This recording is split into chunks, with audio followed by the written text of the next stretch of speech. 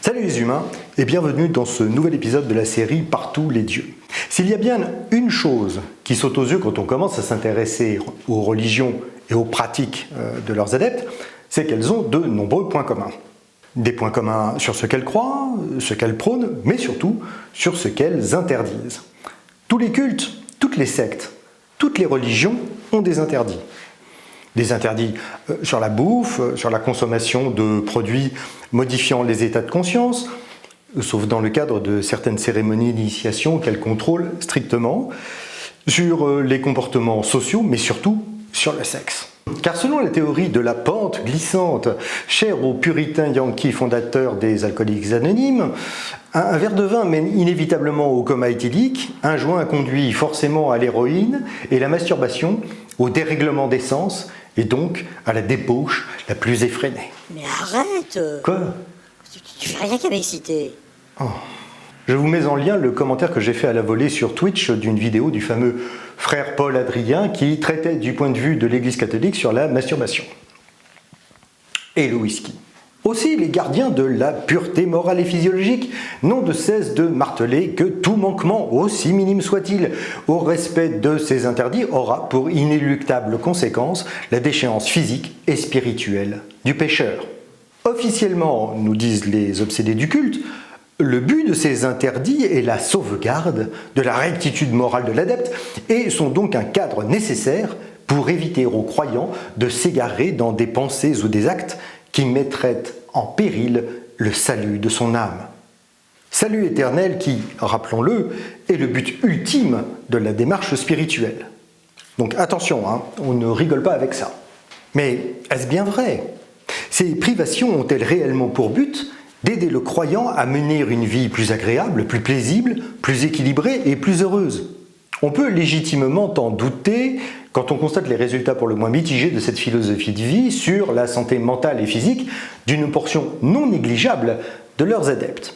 Et finalement, le prix à payer pour s'estimer moralement irréprochable aux yeux de Dieu ne serait-il pas trop élevé pour l'humain moyen? On peut se le demander.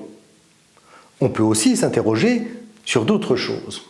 Par exemple, n'est-il pas stupéfiant, alors que chacune d'entre elles prétend que toutes les autres sont dans l'erreur, que toutes les religions entonnent d'un même cœur le couplet des plaisirs interdits? Quelle est la raison d'une telle unanimité? Se pourrait-il que tous ces interdits religieux, bien que toujours mis en avant pour leur fonction symbolique et morale, répondent en fait à un impératif bêtement utilitariste? Et si, en définitive, ces multiples interdits servaient surtout les intérêts des cultes plutôt que ceux de leurs fidèles? Autant de questions auxquelles nous allons tenter de répondre aujourd'hui en examinant les conséquences physiques et psychologiques du respect scrupuleux de quelques-uns de ces interdits. Bon, vous y êtes? Alors, magnéto, Serge.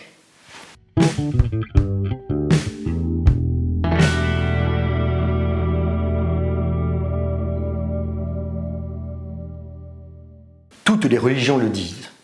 Elles n'ont pour unique but que le bonheur de leurs fidèles. Aussi, quand elles édictent des lois, des règles et des interdits, c'est pour que ceux-ci aient une vie terrestre riche et paisible et qu'ils goûtent dans l'au-delà à la félicité éternelle. Seulement, comme tout ce qui est précieux, n'est-ce pas, cette récompense suprême demande que l'on fasse quelques menus sacrifices durant son passage sur Terre, de renoncer à une poignée de petits plaisirs futiles et immédiats. Il faut savoir ce qu'on veut dans la vie éternelle. On n'a rien sans rien. Et puis, il faut relativiser. Ce ne sont que de maigres renoncements sans grandes conséquences au regard de la récompense promise. Ceux qui le connaissent auront bien entendu reconnu le postulat de base du pari de Pascal. Si vous ne savez pas exactement de quoi il retourne, vous trouverez de quoi y réfléchir en suivant le lien qui s'affiche là-haut. Alors, nous ne traiterons pas aujourd'hui de cette idée qu'il existe une vie après la mort et que le mérite tiré de nos sacrifices terrestres trouveront leur juste rétribution dans l'au-delà. Oh bah, c'est dommage. Je sais, mais on n'a pas le temps. Nous allons donc aujourd'hui plutôt considérer l'impact de ces privations que les religions prétendent négligeables dans la vie réelle, ici et maintenant, sur la santé physique et mentale des adeptes. Car il faut bien avoir en tête que la disposition d'esprit des croyants, leur psychologie, n'est pas celle de tout le monde.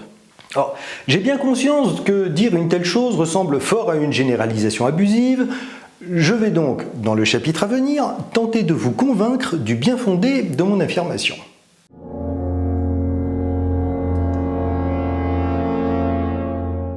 Vous l'aurez probablement deviné, le premier grand axe de contrôle du corps des adeptes, celui que l'on peut afficher sans complexe comme une simple curiosité cultuelle, c'est la nourriture. La bouffe, la graille. On retrouve des interdits alimentaires dans toutes les religions. Le respect de ceux-ci peut parfois revêtir un caractère hystérique tant les individus s'inquiètent des conséquences possibles sur leur sort post-mortem. Je reprends l'exemple de la secte de mes parents. La seule nourriture que les disciples étaient censés ingurgiter durant leur séjour étaient les repas végétariens que préparaient les brahmines cuisiniers du gourou. S'appuyant sur le principe partagé par beaucoup de philosophies ou de cultes que l'on devient ce que l'on ingurgite, l'illuminé en charge de la secte considérait que toute autre nourriture que celle préconisée par lui était un frein au développement spirituel de ses disciples. Toutefois, certains produits occidentaux, comme par exemple le lait concentré sucré, étaient parfois tolérés eu égard à leur qualité nutritionnelle et de conservation. Et le fait que le gourou en était friand. Alors certes, toutes les religions posent des interdits alimentaires, mais toutes n'ont pas les mêmes exigences et parfois avec le temps, les règles générales s'assouplissent au point de se transformer en simples recommandations. On en a un parfait exemple avec la quasi-disparition chez les chrétiens de la pratique du jeûne durant la période de carême ou de la consommation de poissons le vendredi, que seule une poignée de fondamentalistes respectent encore à la lettre. De même, les juifs et les musulmans sécularisés se soucient en général assez peu de savoir si le bœuf bourguignon est kasher ou halal, même si par réflexe quasi pavlovien, ils évitent de consommer du porc. Il est d'ailleurs intéressant de noter que la consommation décomplexée de cette viande devient chez certains un geste de défi à l'autorité divine, un signe de revendication et d'autonomisation, voire un marqueur d'apostasie. Bref, la prise de distance avec la religion s'accompagne presque systématiquement d'un relâchement du respect des règles et interdits alimentaires. Et inversement. A contrario, on observe aussi une corrélation entre le respect scrupuleux de ces interdits alimentaires et le degré de pratique religieuse. Plus celui-ci est important, plus le fidèle se montre strict dans son respect de ses prescriptions. Ce qui est patent, c'est que le discours officiel et lénifiant des responsables religieux présente toujours ces restrictions comme n'ayant aucune conséquence néfaste pour la santé du pratiquant. Mais leurs déclarations entrent de manière tellement flagrante en contradiction avec ce que tout un chacun peut observer, que de plus en plus de croyants cherchent à justifier le bien fondé de ces privations en rationalisant leurs pratiques. Aussi, afin de relativiser leurs effets délétères immédiats, les fidèles tentent d'expliquer que l'impact négatif de ces pratiques n'est que ponctuel et est largement compensé par d'hypothétiques bénéfices à long terme.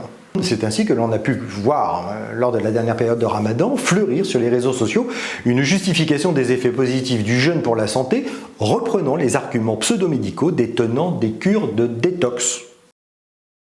Le problème, c'est que cette façon de présenter les choses passe sous silence ce que la médecine sait depuis longtemps. Mal alimenté, le corps ne peut plus, biologiquement parlant, fonctionner normalement.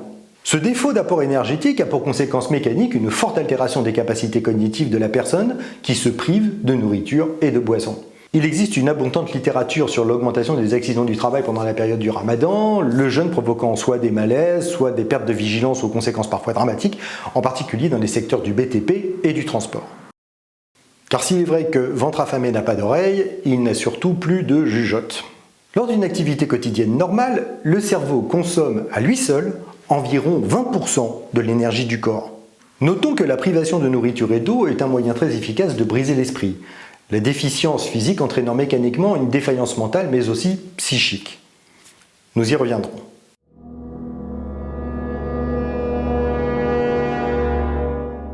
Toutes les religions s'accordent sur un point. La drogue, c'est mal. Enfin, les produits qui induisent des états modifiés de conscience en général et qui ont un effet addictif. Mais il n'est pas toujours facile de contenir le désir d'évasion des croyants, car certaines spécificités culturelles et certains modes de vie entrent en conflit avec ce vaste programme affiché de préservation de la clarté de la conscience, de la vertu et de la pureté du corps. En Occident, difficile d'interdire pour des raisons religieuses la consommation d'alcool, que ce soit la bière ou le vin, dont la production est devenue, au fil des siècles, une spécialité régionale et un art. C'est d'ailleurs si difficile à faire sans rebuter les peuples à convertir que le culte chrétien a pris le parti de mettre le vin au centre même de son culte en lui conférant, via la transsubstantiation, une fonction sacrée. Oui, transsubstantiation, on y reviendra un jour. A contrario, le rôle symbolique de la bière dans les rites agraires des communautés villageoises de l'Europe sera progressivement réinterprété par l'Église comme une survivance païenne, donc condamnée et farouchement combattue par les prêtres et les évêques. C'était par contre beaucoup plus facile à faire dans les régions où est né l'islam, où ces produits n'étaient de toute façon disponibles que par importation, c'est-à-dire un luxe réservé aux plus riches. Cela n'empêche qu'au chapitre des interdits, en islam comme dans d'autres cultes, tout n'est pas logique. En principe, est haram tout ce qui peut nuire à la santé. Ainsi, fumer du tabac n'est pas très bien vu. Alors que, paradoxalement, tirer sur une chicha est pratiquement une obligation sociale. Mais du coup, tu mets quoi dans la chicha? Du tabac. Du tabac? Ouais, enfin, c'est un mélange d'un peu de tabac et de mélasse. Ah, c'est moins grave pour la santé alors. Si on veut. Une heure de chicha équivaut à peu près à 100 cigarettes. Sans déconner. Sans déconner. Bref, il est évident qu'il est beaucoup plus facile pour un musulman de respecter les interdits liés à l'alcool dans des pays où sa production est rare et difficile que s'il vit en Bavière ou à Bordeaux. Et chez les autres, comment ça se passe? Par exemple, chez les témoins de Jéhovah, les bougres n'ont pas le droit de fumer du tabac et de boire certains vins. La liste semble pas encore tout à fait fixe, en fait. C'est pas très clair. En fait, les jeunes cultes ont le dogme fluctuant. Non, ce n'est pas une contrepétrie. Tout ça pour dire que toutes les religions ont leurs interdits spécifiques, mais qu'elles se rejoignent toutes sur la nécessité de limiter les occasions de se mettre la tête à l'envers. Alors me direz-vous, quel est le problème dans l'interdiction de la consommation de produits psychotropes plus ou moins violents et addictifs? Du point de vue de la santé, c'est une excellente chose que de limiter, en particulier chez les jeunes, les occasions de devenir accro à des produits souvent néfastes, voire carrément toxiques. Nous sommes d'accord. Et c'est toi qui dis ça? Oui. Et au nom de quoi? Au nom de tous ceux de mes potes que j'ai vus partir en cacahuète et foutre leur vie en l'air pour une dose. Ah, oui, alors là, forcément... Autre question? Donc, il vaut mieux éviter de tester ses limites dans le domaine. Tout simplement parce que nous ne sommes pas égaux face à la dépendance, et ce, quel que soit le produit. Parce que si tous les fumeurs de joint ne deviennent pas accros à l'héros, on rencontre rarement un fumeur de crack qui ne soit pas d'abord consommateur de tabac et de produits dérivés du chanvre. C'est vrai. Mais c'est faire fi d'une autre fonction de ces produits et d'une des causes principales de leur consommation, à savoir la frustration. Nous y reviendrons dans la conclusion. Mais ces privations plus ou moins spectaculaires et démonstratives ne sont pas les plus efficaces et les plus insidieuses du panel. Aussi, il est temps de parler de l'éléphant au milieu de la pièce, le sexe.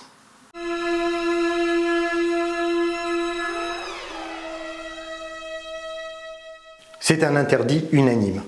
Toutes les religions considèrent le sexe comme le danger majeur pour le fidèle, l'agent provocateur du dérèglement des sens et la voie royale conduisant le plus sûrement l'âme à la damnation éternelle. Par conséquent, toutes les religions, cultes et sectes ont une préoccupation, que dis-je, une obsession majeure, contrôler la sexualité de leurs adeptes. De fait, tout est mis en œuvre pour convaincre le pratiquant que le sexe est, de par sa nature grossière et pulsionnelle, un obstacle à son épanouissement spirituel. D'abord, on instille aux femmes l'idée saugrenue que les règles sont impures et donc les rendent, elles aussi, impures. Une fois cette notion bien intériorisée, l'on explique aux hommes que cette impureté est contagieuse et que tout contact avec celle-ci souille l'âme irrémédiablement. Cette conception de l'impureté féminine se retrouve dans toutes les religions, tous les cultes, sous de multiples formes et à des degrés divers. La secte dans laquelle étaient impliqués mes parents, et oui, j'en parle encore, s'inscrivait dans la tradition mystique de l'Advaita Vedanta, où il est établi que les femmes deviennent littéralement intouchables quand elles ont leurs règles. Cette impureté est d'ailleurs si contagieuse qu'elle contamine aussi la nourriture. Le gourou de mes parents n'employait que des cuisiniers. Mal. Dans un autre genre, Si les prêtres catholiques sont contraints au célibat, c'est parce qu'ils doivent être purs pour pouvoir officier leur messe quotidienne. Or, le commerce charnel avec une femme, même si c'est la leur, rend impurs pendant 24 heures. Donc, ça les rendrait inaptes à la célébration des sacrements. Le drame. Autre exemple chez les juifs hassidiques. En période de menstrue, la femme est interdite à son époux et le couple doit respecter une période d'éloignement au cours de laquelle tout contact physique entre eux est proscrit et leur lit séparé. Ils ne peuvent même pas se toucher. Ce n'est pas tout. Durant cette période, qui court du début des règles jusqu'à 7 jours après leur fin, la femme doit procéder à des bains purificateurs pour que son mari puisse enfin l'approcher. Je vous jure que c'est vrai. Nous pourrions multiplier les exemples de ce genre, mais on peut résumer assez simplement le concept général. Pour Dieu, le sexe, c'est berk.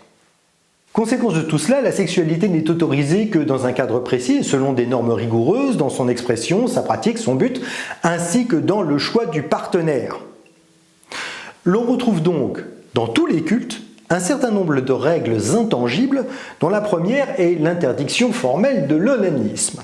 Se donner du plaisir, s'aimer soi-même, en clair, se masturber, est absolument proscrit. Oh putain, t'es mal. Très. Du coup, on ne s'étonnera pas que des injonctions telles qu'aimer les autres comme soi-même n'aient au final que peu d'effets notables. Je dis ça, je dis rien.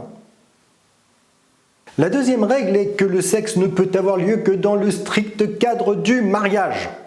Faire l'amour avec une personne sans que Dieu soit, d'une manière ou d'une autre, impliqué dans le processus est formellement prohibé. Troisièmement, le but de toute activité sexuelle est bien évidemment la procréation. Le sexe ne peut en aucun cas être purement récréatif. On ne baisse pas pour le plaisir, mais pour fournir de la chair fraîche au Moloch. C'est la raison pour laquelle certaines positions ou pratiques sont interdites, car tout ce qui peut détourner de la procréation ou inciter à la fornication est proscrit.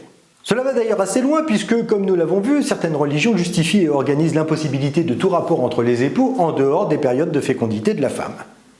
Alors, petite précision pour les plus curieux d'entre vous à propos du terme sodomie, à l'anglaise avec un Y. Celui-ci ne désigne pas seulement l'acte d'intromission du sphincter anal, mais toutes les pratiques considérées par les bigots comme déviantes, à savoir la masturbation mutuelle, tout type de stimulation buccale des parties génitales, ou toutes les positions autres que celles du missionnaire. Et du coup, on se fait quoi? On se fait chier. Sans blague. Quatrièmement, le choix de l'époux. Officiellement, toutes les religions se prononcent pour le bonheur conjugal, ciment de la famille et garde-fou contre l'adultère. On connaît la chanson. Seulement, on constate souvent dans les sectes et certaines religions majeures que les mariés n'ont, pour jouir, même pas le loisir de se choisir. Car le gourou, ou le chef de la communauté, s'appuyant sur sa subtile connaissance de la nature humaine, la profonde relation spirituelle qu'il entretient avec ses disciples, ainsi que les inestimables conseils de l'astrologue du coin, se chargera de vous trouver le partenaire idéal pour vous soutenir dans votre quête de l'illumination. Dans ce domaine, comme dans tous les autres aspects de la vie, il sait mieux que vous ce dont vous avez besoin pour sublimer vos basses passions terrestres et vous permettre d'atteindre le nirvana via l'ouverture bénie du chakra du zizi.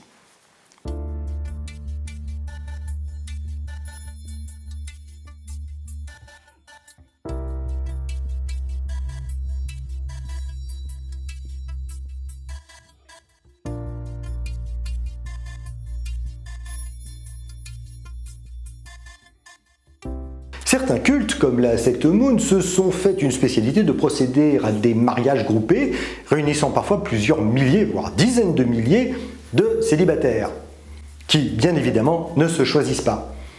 Et quand bien même le bonheur conjugal ne serait pas au rendez-vous, eh bien, ils se sont engagés sur le contrat de mariage à ne jamais divorcer. Évidemment, ces cérémonies sont payantes. Parfois, les interdits religieux sont si profondément entremêlés à la vie sociale qu'il devient impossible de distinguer le culturel du cultuel. C'est le cas par exemple en Inde, où il est quasi impossible aux personnes de se marier en dehors de leur caste, laquelle est une émanation directe du concept religieux de renaissance karmique. En gros, Si tu nais dans une famille pauvre, qui n'a le droit que d'exercer des métiers de merde, c'est parce que tu t'es rendu coupable de mauvaises actions dans tes vies précédentes. Et tu les payes maintenant. Tu es donc indigne d'épouser une personne qui, en naissant dans une caste supérieure, démontre son indéniable supériorité spirituelle et morale. Du coup, presque toutes les unions sont des mariages arrangés, et ce sont les parents qui se chargent de choisir dans le pool correspondant à leur statut social l'époux ou l'épouse souhaitable pour leurs enfants. D'ailleurs, plusieurs séries anglo-américaines traitent des déboires conjugaux des enfants de la diaspora indienne en Occident, qui se débattent entre le refus de traditions qu'ils jugent désormais obsolètes et leur désir de ne pas décevoir leurs parents. Quoi d'autre? Ah oui, le seul sexe licite aux yeux de Dieu est exclusivement hétérosexuel. Bah oui, le but du coït étant la procréation, sont prohibées toutes les activités ne se concluant pas par l'inondation des muqueuses prévues par le liquide idoine. Essayez de suivre un peu. Eh bien, il ne faut pas oublier non plus que dans beaucoup de religions, il y a une ségrégation de fait entre les sexes. Les hommes d'un côté, les femmes de l'autre. Et pratiquement aucun contact en dehors de la famille n'est autorisé. Alors, quels sont les effets de ces différentes législations divines à propos du sexe sur ceux qui les appliquent à la lettre? Donc pour faire court, cette privation de toute activité sexuelle, ou du moins son encadrement strict, a généralement un impact négatif sur l'individu, principalement du point de vue psychologique. Quand on dénie à quelqu'un la possibilité de satisfaire un besoin naturel si impérieux, cette insatisfaction devient une obsession. En bon français, il est frustré. Non seulement cela, mais en plus il culpabilise de ressentir ce désir bien naturel. Et ce qui contribue à accroître le mal-être qu'il ressent, c'est qu'il a honte de désirer mettre fin à la frustration qu'il s'impose à lui-même. Double désir qui confirme aussi ce qu'on lui a dit de sa nature lascive, perverse et pécheresse. Mais Quoi encore? bah toujours pareil, tu dis des mots et puis moi, ça me fait des choses. Tafoura, il t'en faut pas beaucoup quand même, hein. La dimension incontrôlable de son expression peut donner un sentiment d'humiliation à celui qui cherche, au travers de sa spiritualité, à sublimer la basse matérialité de la chair désirante. À ce sentiment de dépendance peut s'ajouter celui d'échec et de faillite morale quand l'individu, pour mettre fin à cette pénible impétuosité, recourt à la masturbation pour se soulager, activité dont il tire un grand plaisir. Le croyant souffre donc d'abord physiquement d'un besoin impérieux et incontrôlable, de se soulager physiquement, puis psychologiquement d'avoir cédé à ce grossier rappel de la nature, la culpabilisation du désir, la condamnation de toute pratique non orthodoxe, masturbation, oralité, homosexualité, ou plus généralement de toute pratique hors du strict cadre du lien conjugal, génère non seulement de la frustration, mais dans le but de sauvegarder un idéal de pureté tel que la virginité féminine, pousse également au recours à des pratiques de substitution comme la fellation ou la sodomie, qui ne sont pas explicitement condamnées par les textes. Alors je précise tout de suite, pour les bigots du politiquement correct, que ce qui pose problème ici, ce n'est pas d'avoir recours à ces pratiques dans le cadre d'une sexualité épanouie, joyeuse et choisie par les partenaires, mais qu'elles aient, par coercition morale, un rôle de substitut. À ce sujet, je vous mets en lien une vidéo musicale particulièrement réjouissante. Fuck me in the ass cause I love Jesus. The good Lord would want it that way. Cause everyone knows it's the sex that God can't see.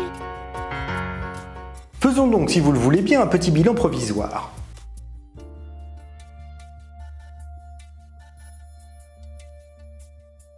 Priver le corps de sommeil, c'est pas bon pour l'attention, le priver de bouffe, c'est pas bon pour la réflexion, et le priver de sexe, c'est pas bon pour le moral. Le moins que l'on puisse dire, c'est que tout ça n'est pas brillant. Mais me direz-vous, quel intérêt de nous rappeler de telles évidences? Tout le monde sait bien que les obsédés du culte ont un sérieux problème avec la notion même de plaisir. Alors, quel besoin de rabâcher ce truisme? Eh bien, parce qu'il y a quelque temps, je suis tombé sur un article qui expliquait que la musique était un facteur important dans le fait d'avoir le sentiment d'être heureux. Pour résumer, écouter de la musique est un remède naturel à la dépression et au désespoir. Ça stimule l'intelligence, la mémoire, c'est apaisant et réconfortant. Bref, c'est agréable et ça n'a que des effets bénéfiques sur le cerveau. Un peu comme le rire, ou la bouffe, ou le cul. En bref, comme toutes ces petites choses, tous ces menus plaisirs qui nous donnent du bonheur, au jour le jour et rendre la vie au minimum supportable, au mieux franchement agréable. Je me suis alors fait la réflexion que les gens qui n'écoutaient jamais de musique devaient être bien malheureux. Et inévitablement, j'ai pensé à cette religion qui l'interdit spécifiquement. Et je me suis dit, c'est quand même fou de refuser ce genre de plaisir basique à ses adeptes. Quel intérêt de priver ses fidèles d'un bonheur simple comme celui-là? Est-ce que, par hasard, au-delà de la déclaration de principe de préservation de la morale du croyant, ces interdictions et privations n'auraient pas en réalité une fonction plus prosaïque, bêtement utilitariste, et dont le principal bénéficiaire ne serait pas le fidèle, mais le culte auquel il adhère? Et si c'est vraiment le cas, comment cela fonctionne-t-il? Pour répondre à ces questions, je vous propose de formuler une hypothèse. Ces interdits et ces privations sont le moyen qu'utilisent les religions pour tenir leurs adeptes sous leur coupe. Vous pensez que j'exagère? Alors voyons si je parviens à vous convaincre.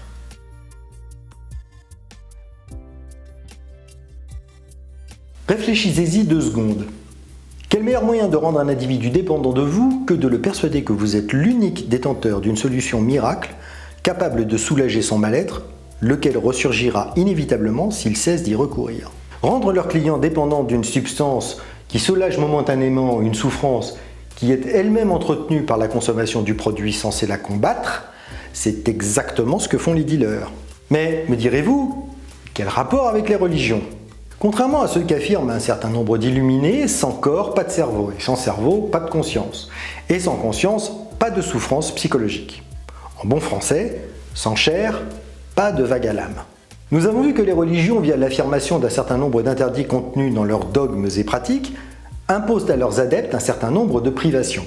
Ces privations causent des souffrances physiques et psychologiques. Et quand on souffre, on cherche tout simplement le moyen de supprimer ou d'alléger la douleur que l'on subit. Or, nous l'avons vu, les religions interdisent à leurs adeptes de s'offrir de ces menus plaisirs qui rendent la vie plus supportable quand celle-ci nous malmène, comme boire un verre d'alcool, faire la fête, danser, ou avoir des relations sexuelles quand on en ressent le besoin. Et si elles font cela, c'est parce qu'elles disposent d'un produit de substitution ayant les mêmes effets que la drogue. Ah bon? C'est quoi? La prière. Sans déconner. Sans déconner. Et t'as de quoi soutenir cette hypothèse? Bah ouais. Si vous pensez que j'exagère en disant que la prière a les mêmes effets que la drogue, je vais vous parler d'une expérience fort intéressante menée sur des mormons décrite dans un article dont vous trouverez le lien en description. Vous vous souvenez, les mormons ne fument jamais, ne touchent pas une goutte d'alcool ou de café, le cul n'en parlons pas, enfin bref, ces gens-là évitent autant que possible toute source d'excitation ou de satisfaction. Eh bien, ce que l'on constate quand on colle dans une IRM ces croyants qui se privent de tous ces petits plaisirs que l'on dit coupables, c'est que lorsqu'ils prient ou entendent des psaumes, leur cerveau s'illumine exactement de la même façon que celui des drogués quand ils se shootent. Sans déconner. Sans déconner. Mais c'est super! Et quand on interroge ces braves bigots sur ce qu'ils ont ressenti alors qu'ils étaient enfermés dans le tube, ils parlent d'extase, de béatitude, de joie indescriptible, termes que les usagers de produits psychotropes utilisent eux-mêmes pour qualifier leur expérience. Et, comble de l'ironie, quand on les empêche de prier, ces modèles de vertu et de tempérance présentent exactement les mêmes symptômes de manque et ressentent des effets secondaires de dépendance et d'addiction absolument identiques à ceux des débauchés.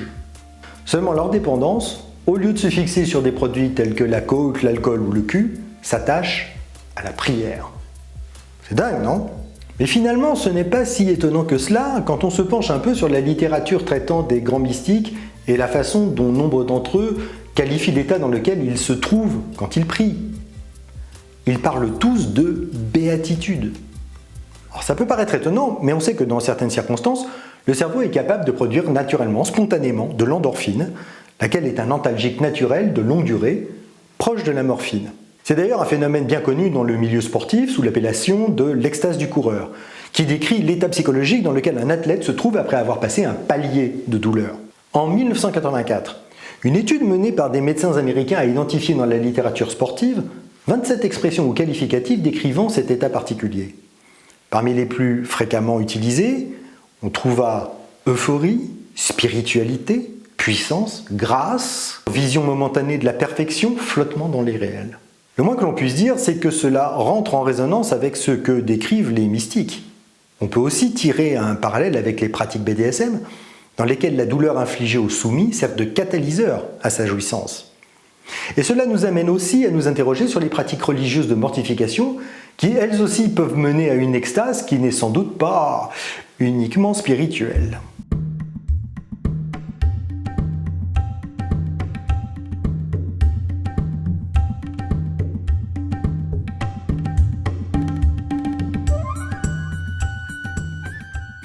La prière est donc bel et bien une drogue de substitution qui non seulement est la seule à disposition de l'adepte, mais en plus est imposée par l'institution à l'origine même de la souffrance mentale qui justifie le recours à son usage. Le truc vicieux, c'est que comme la pratique religieuse provoque ces privations de manière récurrente, continue et systématique, le besoin de soulagement devient permanent.